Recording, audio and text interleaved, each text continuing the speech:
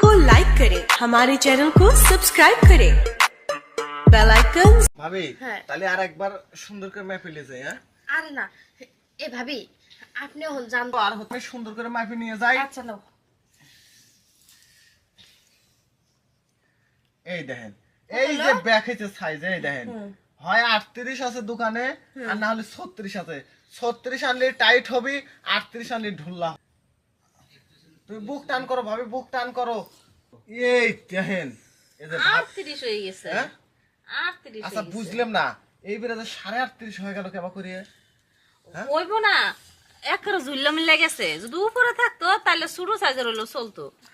তাই দেখি তো যে তোমার যে এইখান থেকে হচ্ছে কেন ওই সাইড পর্যন্ত কয় ইঞ্চি হয়? ও এদিকে 14 আছে দেখছেন ভাবি।